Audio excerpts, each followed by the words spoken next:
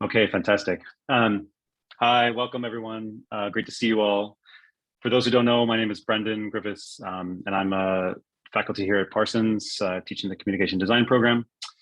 And I'm super excited to welcome to the second lecture in this semester's communication design lecture series.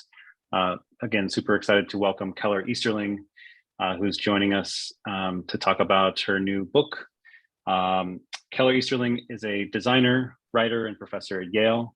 Her books include Medium Design, which was just released last year, Extra Statecraft, The Power of Infrastructure Space, Subtraction, and Enduring Innocence, Global Architecture, and Its Political Masquerades. Keller, I'm super excited to have you here. Welcome to Parsons. And again, thank you so much for taking this on. I'm going to just turn it over to you. So thanks again. Awesome. Welcome. Great. Thanks, Brendan. Let me share my screen here and then.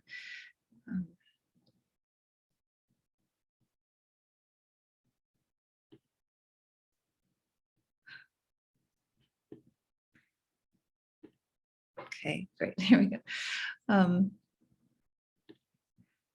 So yes, thank you very much for having me. And so I'll speak for a little while and then leave some time for questions, or try to make it a little more dialogic instead of just a lecture.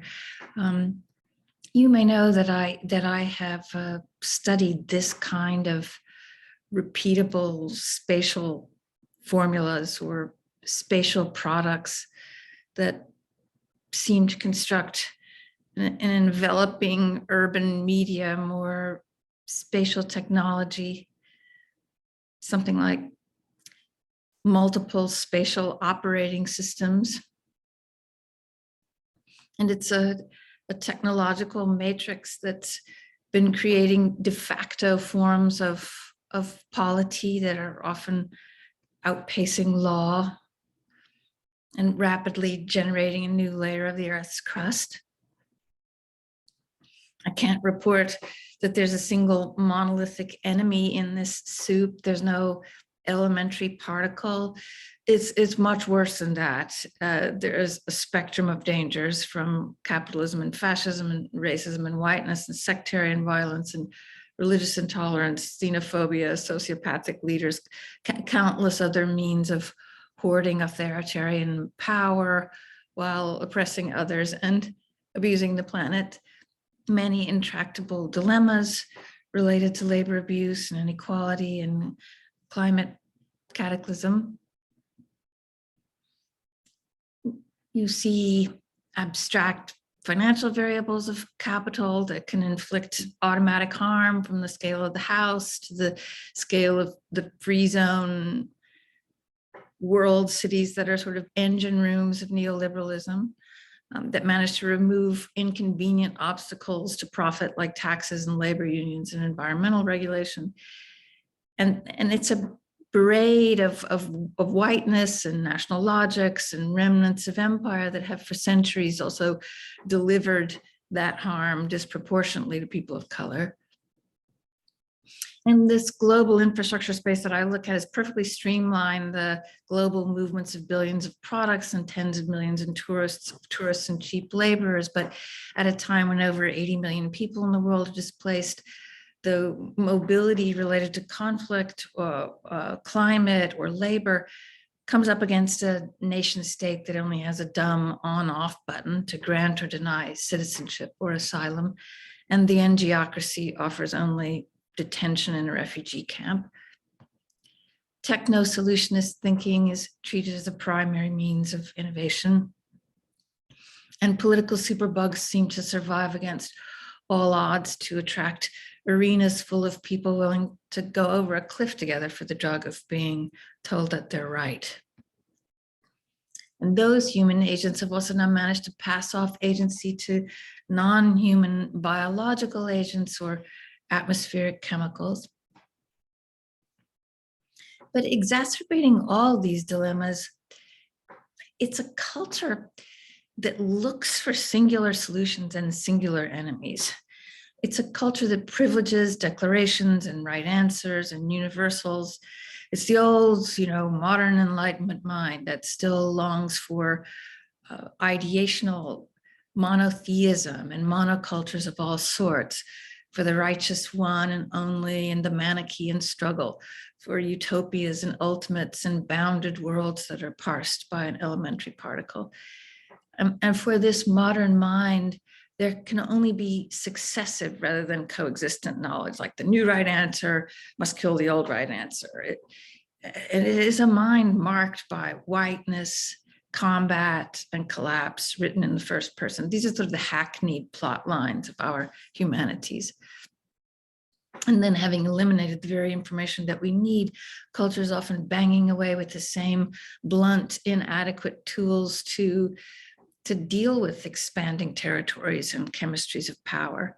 If economic and military engagement or new technologies don't provide the solution, if consensus surrounding laws and management standards and master plans provide no relief, if it can't be expressed in the anointed digital, legal, or quantified languages, the smartest people in the world seem to stand with hand to brow. And activism itself has its own orthodoxies that measure resolve in singular terms. Sometimes even the choice to work against the spectrum of evils we were talking about, to work on them with equal force, can be seen as a betrayal of any one singular fight. This is the category mistake, the mistaking of part for whole, that also seems like a holdover of those same habits of mind that just keep reproducing themselves. And the world's superbugs and bulletproof forms of power, runaway markets, and so on, run rings around singular solutions and singular evils. So what is there to counter them? How do you drop through a trap door and engage the flip side of these logics? I mean, this would usually be the moment in the speaker's talk where they unleash their radical new proposal. But in this case, it would be really sad, really conservative to do that, because nothing is new on this flip side. Nothing is right. There's only maybe a chance to rehearse a habit of mind that's been eclipsed, to look at the world with half closed eyes and see that culture, see one thing at least about culture, that it's really good at pointing to things and calling their name, but not so good at describing relationships between things or the repertoires that things enact. So looking past objects with names, lexical declarations, quantifiable proofs, can you detect a matrix or medium of activities and latent potentials in space? I work in space. The undeclared dispositions that are something like culture's muscle memory. And because nothing is new, it would have to be something you already know how to do, like a blind spot that's right in front of you, or a terra incognita where you've already been. This is a blank slide. And it is something that you already know how to do. I would argue that it's something almost like a canine mind. Like your dog hears you say the words good girl, and they know the lexical expression good girl after a while, but they would never rely on that declaration alone. They're looking at 1,000 other affective cues in the room, how close you are to the door, the dog bowl, whether you have a leash in your hand, even your temperament. Or in a simple room, you see objects with names, table, chair, lamp, pens, teacup. And they're all, even though they're being still, they're static, they're all bristling with latent potentials. I can put my finger through this because of the shape of it. You're all designers, you know how this works. So the chair I'm sitting on corresponds to where my knee bends. It sounds so simple, but and then it sits under a chair. That all these things are working with each other. They are enacting repertoires. Or any of you who are parents, that if you have two squabbling children, you don't come into them and try to litigate their argument, the lexical expressions they've made. You go around changing, you open a window, you introduce blood sugar into the system of one child, you put a pet into the arms of another, you move a chair into the light, you change the disposition of the room so that it no longer induces or supports violence. So turning the sound down on the declarations we give so much authority to, it's easier to detect the difference between what organizations are saying and what they're doing, how organizations decouple their messages and ideologies from their real activities or their underlying potentials and dispositions. So, the smart city maintains the shine of the new, even though what it's really doing, its real disposition is centralizing information in ways that often violate privacy with a network that's really crude and primitive in disposition. Or a social media network purports to be information rich, but meanwhile filters all that information through a dumb binary of likes and dislikes until it becomes information poor, until it becomes really, the whiteness machine par excellence. Or a global network of Dubai-style zone cities like I study, they facilitate not free trade, as they claim, but manipulated trade. Or a centralizing power espouses a populist message, or both left and right-wing ideologies can result in concentrations of authoritarian power. It's even easier to see what the superbugs are doing, what their special power is. They manipulate ideologies, they conflate and confuse them to get to their real target, which is dispositions and temperament. They want to keep everybody oscillating between closed loops and binary fights. And if they can keep everybody fighting, they can do whatever they want to with you. And they turn lexical expressions almost into physical force fields. They know how lies work. Telling one lie calls for reconciliation and truth, but if you tell many lies, it starts to create a Teflon on which rationality slips and slides. So it's not what they realize that it doesn't matter really what you say, it's how it bounces, that's important. Whether it garners attention or followers. So superbugs almost become pure medium activity that's divorced from content or meaning. So it seems, this blank slide, it's wildly dangerous to rely only on declared ideology when undeclared activity or disposition may facilitate untouchable accumulations of power and environmental forms of violence. So while culture does rely on declarations, of course we do, it's this deceptively simple faculty for detecting the medium or matrix of dispositions, the latent potential in arrangement or relationship that I would argue remains profoundly under-rehearsed, or even if though we already know how to do it, it remains under-expressed. And I should say, medium as I'm using it isn't bound by associations with communication medium. It's returning to its root, medius meaning middle or milieu. And so just as this kind of medium thinking inverts the typical focus on object and matrix or figure and field, maybe there's some way to design in this medium that offers additional approaches to intractable dilemmas and ways to outwit the most cunning superbugs. And I think probably a rhetorical critique is the safest position, but providing a quantifiable proof of doom and that sort of thing. But I'm asking, is there a form of design activism in this medium that can actually manipulate the physical world? So for designers in any discipline, almost treating any discipline as a designer, can space serve as a medium or mixing chamber for information in all sorts in partnerships and coalitions? In my thinking, in my discipline, trying to think, and maybe in yours too, trying to think outside of a client-based practice, outside of the anointed digital, legal, and econometric languages, and trying to think about how you all are as designers. I teach at Yale, and sometimes I feel when I'm teaching in lecture classes that I'm teaching the budding, McKinsey and Deloitte consultants, who are going to make all of the decisions based on econometrics and so on. And meanwhile, I know that it's the designers in the room who are wonderful correlative thinkers. And so I'm making a case for design, for a kind of design thinking that has more authority in decision making.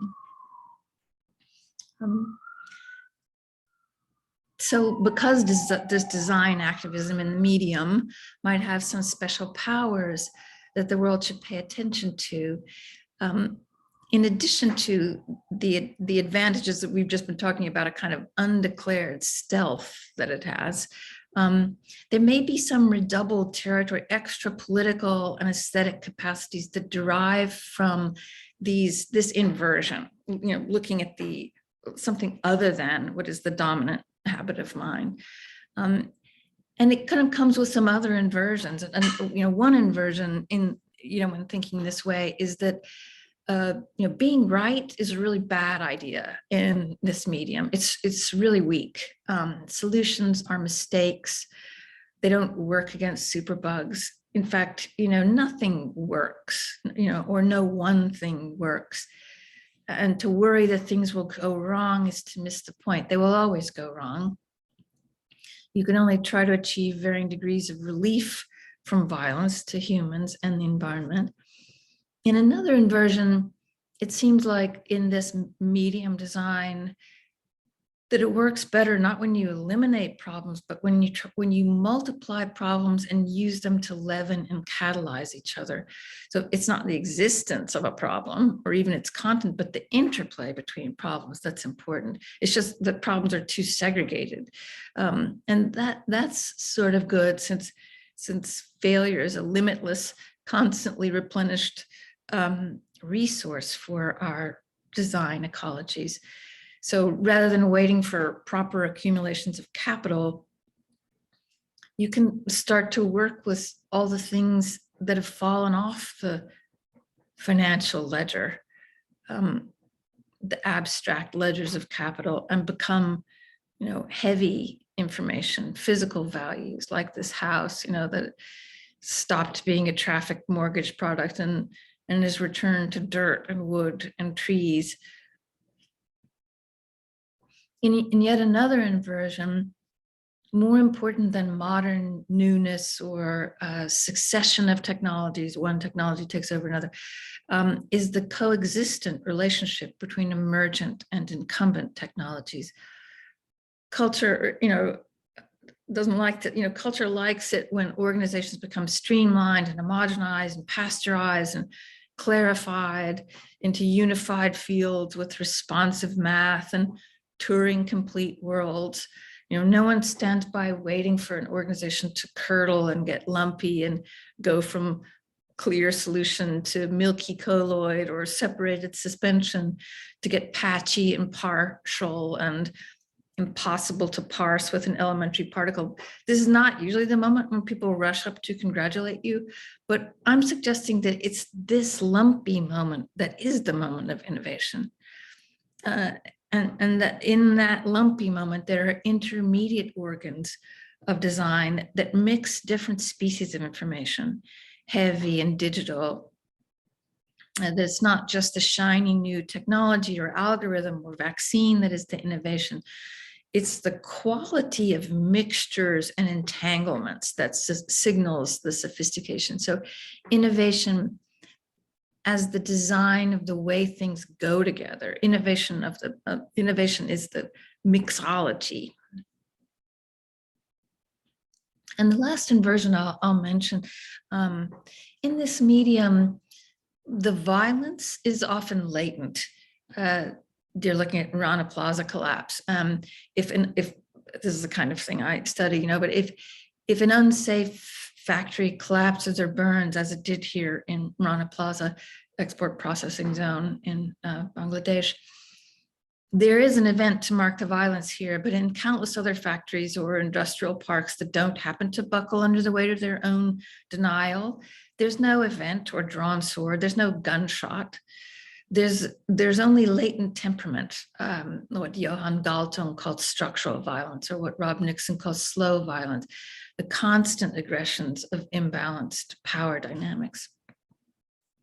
And considering this political temperament, it's clear that our activism still often requires direct binary opposition. Activism is advocating, rioting, marching, looting, blockading, boycotting, sanctioning, sabotaging, divesting, among, unionizing, legislating, all those things, and others.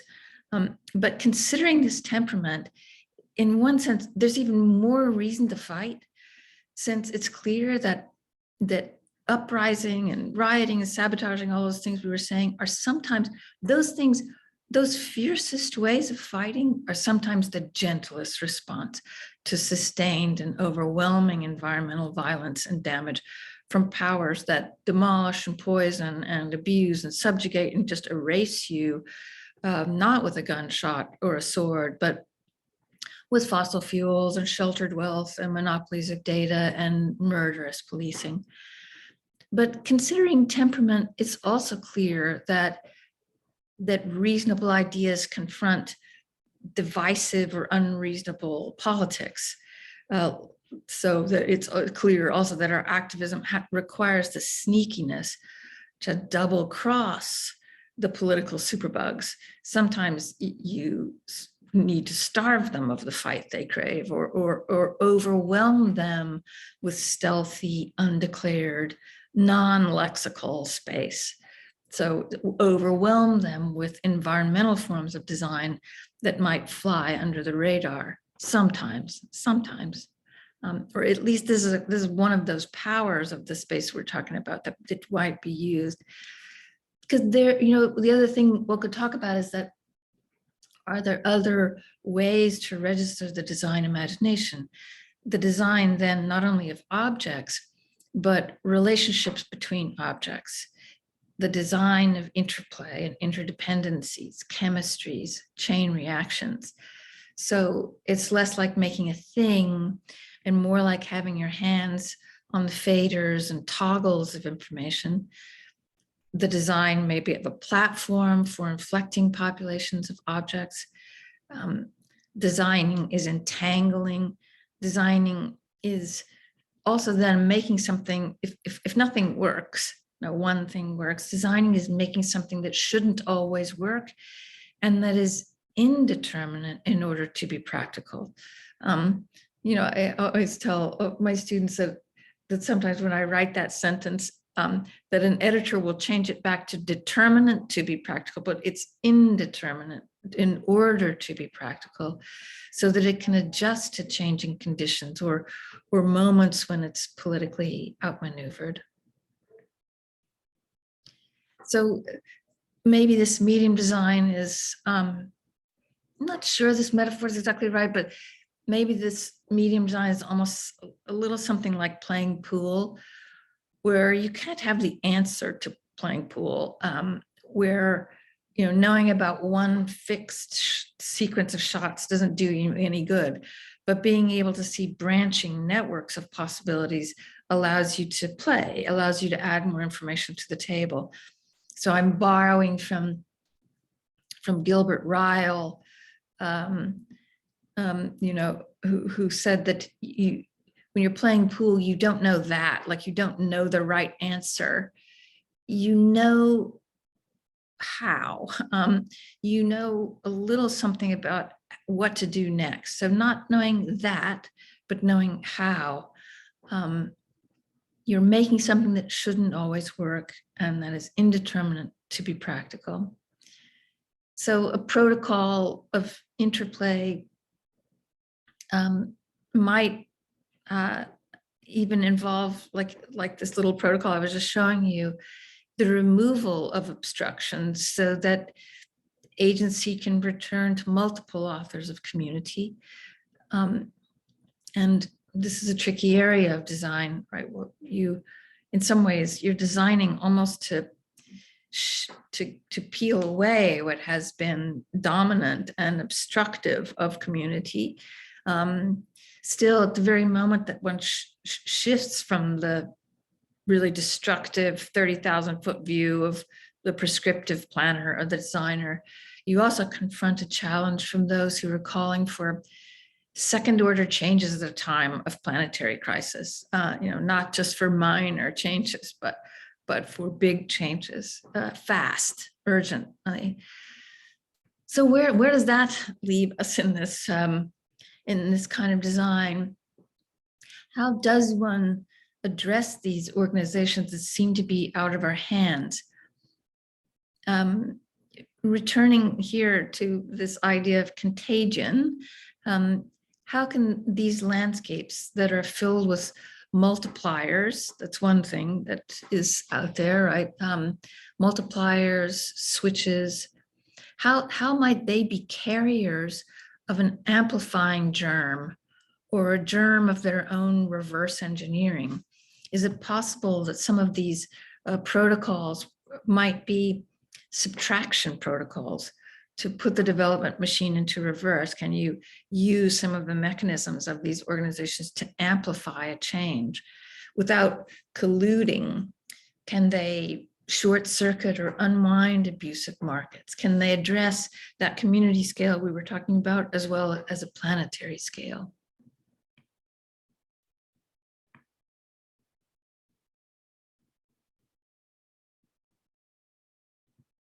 So I don't know whether if you can tolerate this, I'll talk about some examples, but no example that I give here is going to be sufficient. You would have to just keep on giving example after example, and every example that I'm giving here is not like an idea, like let's do X or something. Every example I'm giving here, I'm showing and then wiping off the table. It's only giving examples here to kind of rehearse a habit of mind about design. Like what are a few moving parts? How would you kind of model it? So I hope you can take it in that way. And I'll just give a few examples. Here's an example that's thinking about one of these intermediate organs of interplay that's associated with land holding organs. Like, and I know you all are working on 2D graphic design and so on. I'm sometimes working at multiple scales, and the scales that we're talking about here go from microns to territories. This one happens to be about land holding organs like cooperatives, community land trusts, agrarian trusts, other forms of commoning that can confound the logics of property and enclosure and guard against gentrification and eviction. So here's this is a set of projects that were going to the fat white middle of the US that hosts a tangle of violence stretching from tribal lands in Oklahoma up to urban Minneapolis where George Floyd was murdered. There's aquifer depletion and trade wars and crop monocultures and feedlots and COVID spikes, fracking, food deserts, a lot of cross purposes. It offers an opportunity to work on whiteness, but it also offers the possibility of a trick with the political temperament we were talking about. Since the Depression, these are all red states. Since the Depression, these red states have received excessive agricultural subsidies, even as they vote against big government. So the trick with these little projects I'm going to show you was to think of neutralizing the critiques of the Green New Deal from the right wing by saying that the old New Deal is still in place. And how much of the Green New Deal could you accomplish just by diverting subsidies from the old New Deal? and to create a kind of built-in political Teflon of our own to rob the right wing of the fight they're spoiling for.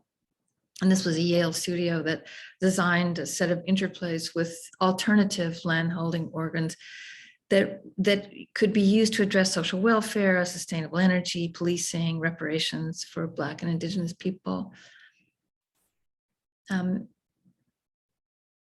So, no solutions, but really just chances to put problems together. And in Minneapolis, the interplays organized an unusual community land trust that combined urban and rural land as a vessel for diverting some of the resources of monoculture farming, monoculture policing, both monocultures. You may know that a community land trust is something that holds land in common and only sells the improvements on top of the land so that the whole arrangement is more affordable and cohesive, less susceptible to buyout. There's lots of different kinds of forms of commoning and ways of doing it that are circulating, I'm sure, in your conversations. So this CLT was looking at what it would take to decommodify properties with a chain reaction of spatial relationships and rewired relationships that would be enacting the practices of, in the city, enacting practices of defunding the police, and in agriculture, defunding the monoculture agriculture and refunding regenerative agriculture. We're in the extreme political climate of Oklahoma. This is a place, it's a disaster. The end of the Trail of Tears, the side of the Dust Bowl, Tulsa race massacre, abject failures, exhaustion of monoculture farming, retiring farmers. But it was the disaster, the fact that it was such a disaster, that capitalism has been such an abject failure, that makes it easier for the designers in this way of thinking that we're talking about. Because it would be more plausible to think about diverting bloated subsidies to re-aggregated land for reparations, for regenerative agriculture, for edible food production, for wind farms. This is a place that's about to have a second Dust Bowl, but it's also a place where the wind blows the strongest in the United States. Throughout these examples, it's just so clear that capital is so stupid. It just doesn't understand the excessive productivity of things that are alive.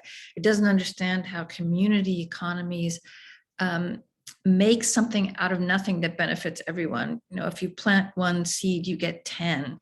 And similarly, community economies, agrarian economies, create compounding value and substance. It's not magic. It just makes no sense to a world that's made of math. And capital has been in the business of obstructing this productivity in ways that usually fail. And it's also so needy, capital. So some of these projects are almost saying, and you as advocates and people who are designing forms of advocacy and persuasion realize that part of the battle here is the way the argument is made and how you might divert support and investment for infrastructures that just naturally redouble resources. But by not doing so, you're missing a chance for a more prudent form of investment. And it's, this is, the work against the thin abstractions of capital with tangible, heavy, lumpy values, all to do with position, proximity, solids, weather. And of course, this is the mutualism and matchmaking between problems that can overwhelm capital. But these are the very, networks of care and maintenance and mutualism and kinship that abolitionists, indigenous, Black feminists, and environmental activists have always been calling for as alternatives to monocultures of all sorts. Black feminists like Sylvia Wynter or Tiffany Lethabo King or Denise Ferreira da Silva or Catherine McKittrick or Saadia Hartman, who are trying to disrupt structures of whiteness and liberal modern Enlightenment ideology that keeps reproducing itself. Sylvia Wynter talks about a re-enchantment of the human. It's a very generous argument to even think about how one might rethink what humans have been so far, or at least in the last 500 years. It's the work of Ruth Wilson Gilmore or Miriam Makaba or Fred Moden or Silvia Federici or J.K. Gibson Graham's community economies. These are all spatial economies that are capable of creating compounding changes and compounding reparations. To quote from Isabel Stengers, how do you convert capital's chains of dependence back to relationships of interdependence? Here's another example that it asks, how you might look at retreating, how might retreating from sea level rise and wildfires sometimes require that you dismantle some of the financial multipliers that made this landscape, like the long-term low-interest mortgage. And this is this probably takes a little bit too much time to unwind, but it's basically a little protocol that just shifts how you group mortgages.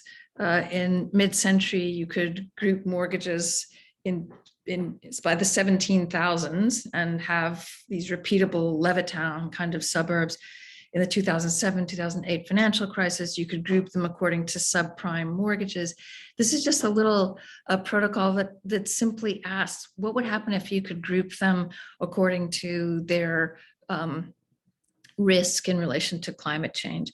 And what would happen if you allowed them to band together in some degree of collectivity against collective risk, and reward those mortgages with extra points or down payments or something in a way that would be much cheaper than the buyouts that FEMA has to make and so on. This takes a little bit of time to think about, but it's something like the rewired kidney donor network, which you might have heard about. By just simply changing the terms of how the donors can group, suddenly many more kidneys available.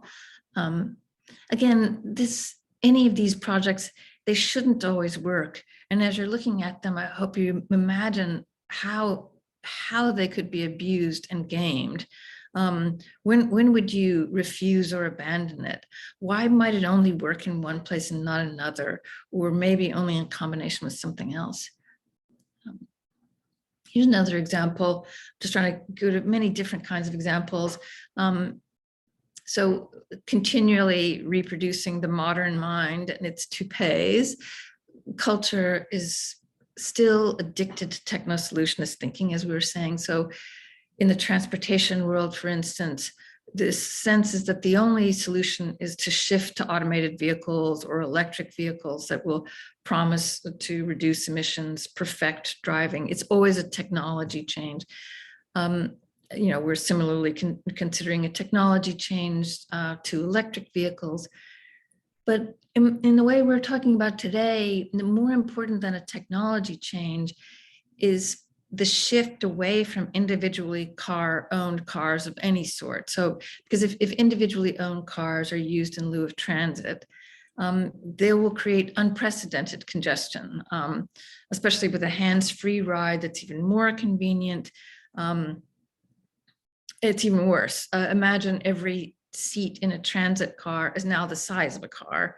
You have a very smart car and a very dumb traffic jam, and you have increased emissions and sprawl and so on. So then there's also no source of revenue to repair the existing highways. And the assumption would be that the only thing you could do is have a new technology, I don't know, maybe like flying cars or something like that. But the way we're talking about the real innovation comes from a richer relationship between technologies.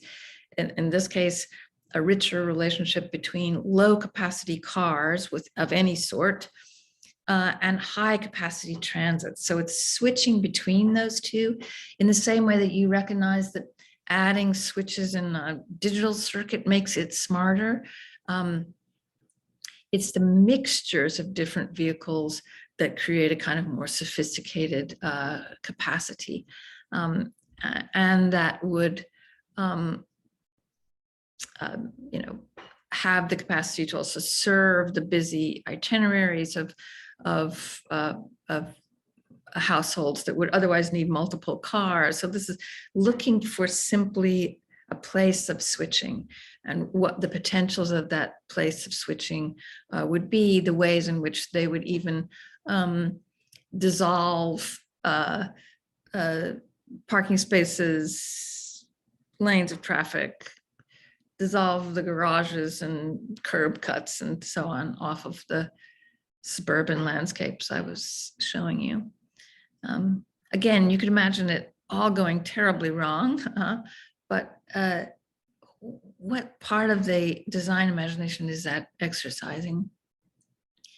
And then final example here, just in the buckshot of colonizing and capitalizing and globalizing of the last 500 years, nations and together with kingdoms and totalitarian regimes are continually developing fresh forms of subjugation, often to do with nested, contradictory forms of sovereignty.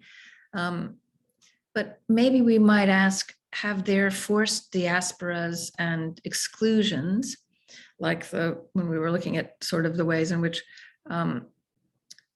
the free zone and global trade have managed to streamline the movements of goods and tourists, but slam the door on people who are migrating.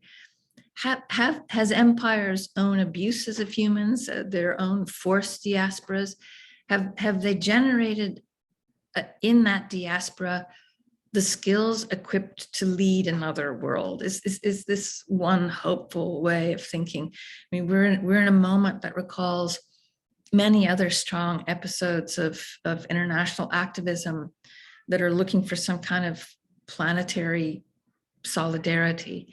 I was telling Brendan as I was coming in that on Monday, I'm going to lecture on that moment in the 60s and 70s when there was solidarity between the Pan-African movement, the civil rights movement, the non-aligned movement, and the tricontinental movement. An incredible moment that kind of gets crushed. Are we in another one of those movements? Do we have another opportunity to rethink, to get a kind of not just international solidarity, but planetary solidarity?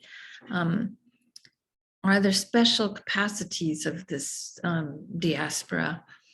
And thinking to what Saadia Hartman has said about a diaspora and its potentials for even for a diaspora to have indigeneity, talking about the way indigeneity might be not about a natal claim or about being born in one place, but about a relationship to the earth, to the ways you inhabit land, and don't regard it as a claim or a possession. So this diaspora, is fighting for another kind of land that doesn't respond to the wide-ass logics of war and enclosure and geometry. This is land that floods and catches fire and seeps and fills contours and creeps up from behind. It can't be enclosed, as we'll soon start to find out. All our precious property doesn't really matter because it'll be, inundated or on fire. This is land that's part of an interplay rather than an enclosure. That's part about orchestrating remote effects that might work from various positions within the diaspora. And so maybe this kind of solidarity, maybe if global solidarity tended towards universals and elementary particles and so on, maybe this solidarity tends towards the patchy and the partial that's multiplied by many times. This is a project that was considering the ways in which if we could move goods and stuff around and commodities around the world while obstructing the movement of 80 million displaced people, could there be a platform that tries to imagine a planetary commons to facilitate cooperation and migration through an exchange of needs? No haves and have-nots, just everybody having needs. That needs are the mode of exchange. It was kind of trying to speak for those who might say, you don't really want your citizenship or your victimhood or your structured racism or bad jobs. I don't even want to stay in your country. So that temperamentally, it allows xenophobic politics. It starves them of their fight, just kind of leaves them to throw themselves against an open door. Looking at how you might, it's just a platform that was trying to hallucinate what it would look like for needs and problems to go together in non-market exchanges of training and knowledge that could be aggregated for global credentials or some other form of cosmopolitan mobility, shared information and skills about a changing planet. It wasn't a sunny one world sharing app. In fact, it was based on Jurgis Maciunas's Spell Your Name with These Objects. It was meant to inspire trust in its graphics. I mean, this is where we might talk a little bit about graphics. It was meant to inspire trust in its graphics by being lumpy. The lumpier the images seemed, or the less slickly they went together, the more they inspired trust. But overall, the disposition was about trying to move from the one and only, the universal, the binary, to the one-to-one that could be multiplied many times. And of course, you can imagine how this could all go terribly wrong as well. It's filled with potential dangers. But anyway, nothing works, or no one thing works, as we were saying. And what's been under discussion here is not a thing, but an ever-present approach to many things. Is an expanded means to generate change on the flip side of some dominant cultural habits, or an approach that I think asks other disciplines who might think they don't have to know anything about design to consider some of the potency of spatial variables and design, especially now when, yet again, it's so clear that space is an instrument of violence and subjugation, but also as we go through this pandemic, also repair, survival. As we go through a moment of reparations, we also recognize it as a potential medium of repair and survival. So here on this flip side, right answers are mistakes, obligations are empowering, histories follow, latent aggressions, as well as gunshots, messy is smarter than new. Responses shouldn't always work, and it might be possible to steal some of the powers of infrastructure space and design a ratcheting chain of moves to worm into and generate leverage against the intractable politics we've been looking at. And like a good pool player, maybe you wouldn't declare all your shots, you would keep them guessing. Anyway, I think, you already know how to do it. And you don't even really need a name for it. It's a little bit about being, kind of like too smart to be right. So thank you. I'll stop sharing. Thank you so much. That was intriguing, and again, just want to say thanks so much for sharing with us. It's really great to have you here. I can open the floor for any questions or thoughts or concerns, or I'm still taking it in myself. Folks can also put things in the chat if you would like me to read them. I'm happy to do that.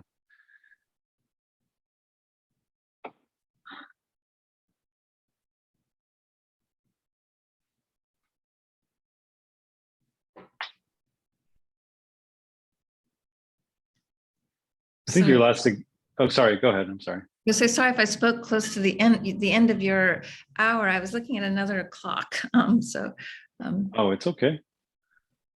I was going to just mention, I think your last example was interesting to me, I think, in terms of, well, I think a lot of the headspace of like contemporary branding consultancies are often thinking in the same way, right? It's no longer about this singular artifact of, like the perfect logo that's, perfectly silk screened onto every object that the company makes, but really about, yeah, potentially even different kinds of, visual expressions, right?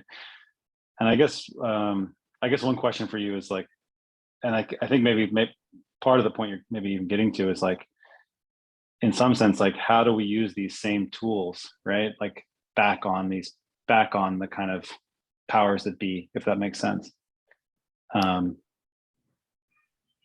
don't know if that's a question even. I'm just kind of like trying to, in my mind, think about our roles as designers and how we can kind of subvert, I guess, some of those same processes or those same kinds of tools, right? Like it's hard for me oftentimes to like put this idea into concrete practice. And I know that's not part of what you're proposing here, but I don't know. I'm interested in those strategies for sure. It does seem as if the crucial to this thinking is how you design your practice, the practice itself. Is it, I mean, it's not likely that just a client-based practice would allow you to do some of these things that there are. But what I'm trying to imagine, especially for my students and what we're trying to rehearse, is other kinds of coalitions and partnerships with other disciplines to make what you know as designers,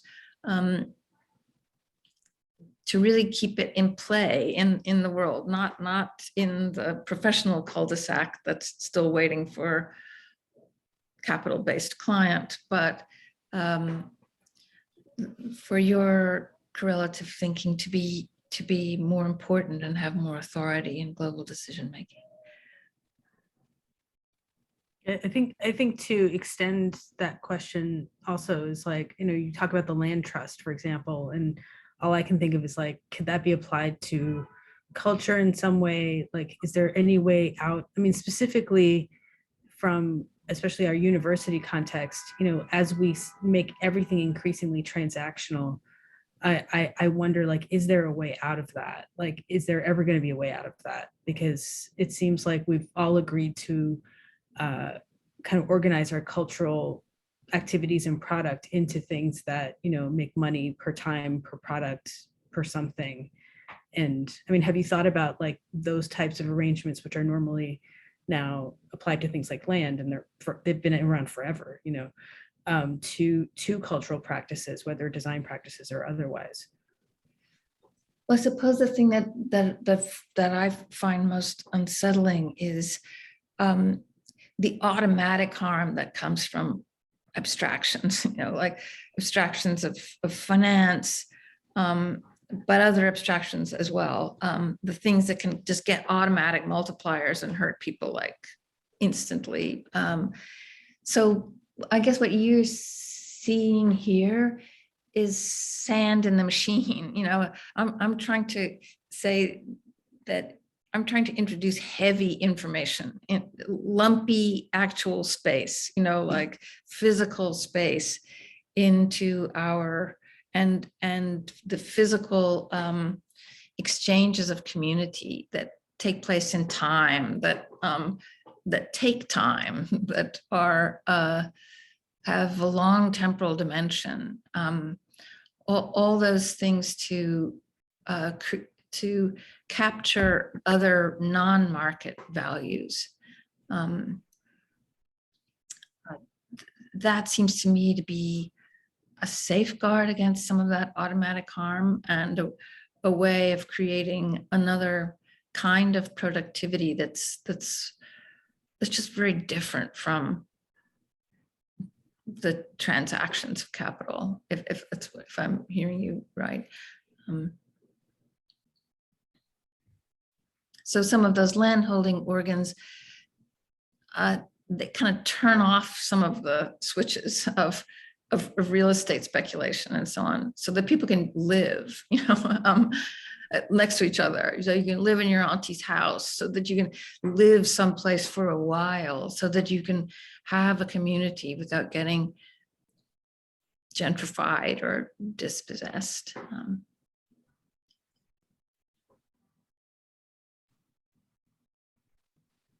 I'm curious, your take on the whole sort of metaverse world, and I think in particular this relationship to latent potential, I think you called it, in a world that, that is sort of pre-programmed or is algorithmically defined, if that's something that still might exist there, or if you had any thoughts towards that. I mean, I am trying my hardest to work against that in every possible way. That there, the metaverse and the social media apparatus is lethal. It's middle-aged, boring, and conservative. It is toxic. It is not the apparatus for the pluriverse. So all the students who are here, who are going to face the pluriverse, this is not the apparatus for it. This is your grandmother's machine, and it couldn't be more boring, and it's killing you. So, it is literally killing you. So, there are lots of other ways to communicate digitally, as you all well know well, that do not have the same disposition of the metaverse and social media. Appreciate that.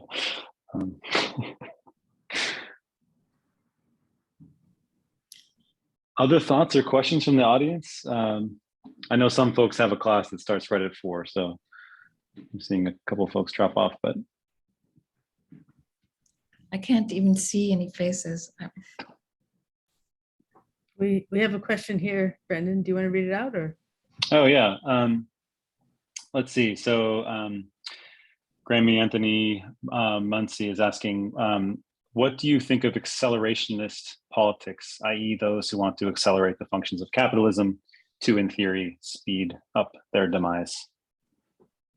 Well, I think I understand in principle, the intention there, and there's things about that are admirable, and there's a literature that has inspired many. But I want to be careful about saying that the kinds of space we're talking about doesn't even necessarily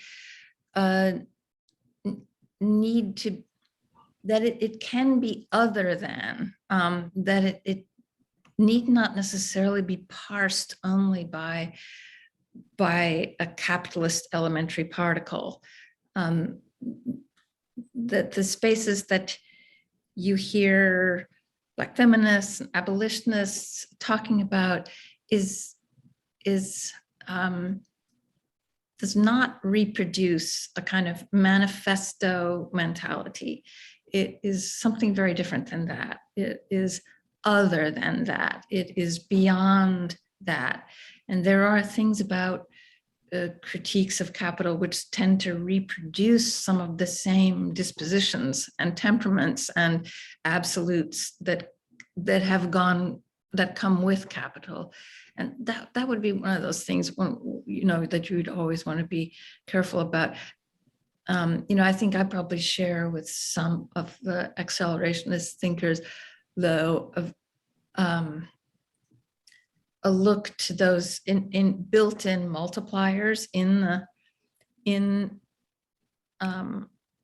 the kinds of formations we were just looking at as ways to rewind or short circuit or reverse engineer them.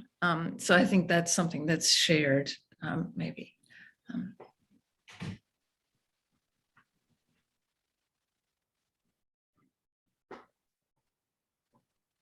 Thank you. Yeah, I'm interested again in these ways that, like, I think it was Jeff Bezos who talks a lot about flywheels, so like some of the same kinds of notions that he uses internally of how to kind of build his business, right? Like to create these systems that sort of build on themselves. We have another question from someone named Zoom user. They said, thank you. This synthetic way of perceiving reality is so empowering and yet simultaneously destabilizing. Can you share any ripples of or responses to your work that have been a direct result of your research or thinking outside of the academy? Maybe the impulse to ask this question is part of the problem you are bringing up.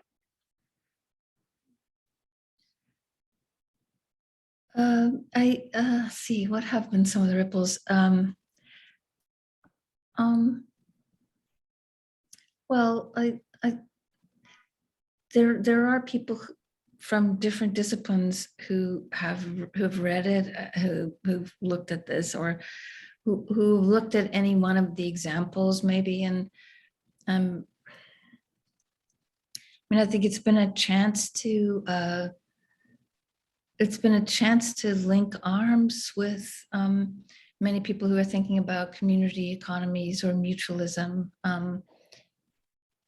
And so it's while it's kind of coming from another quarter, I've been pleased that it meshes with that that kind of growing dialogue about, and that it meshes with some planetary thinking, or that it serves some planetary thinking. I think it can sometimes be really upsetting to people who wish there was a simple, pure,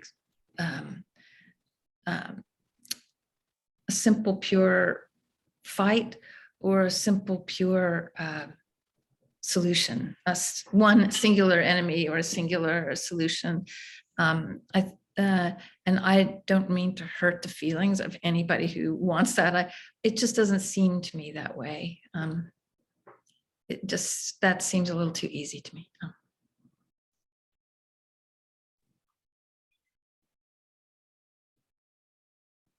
Thank you, Keller. Well, we're almost 10 past 4 now. So if there's no other questions, maybe we can kind of leave it with that.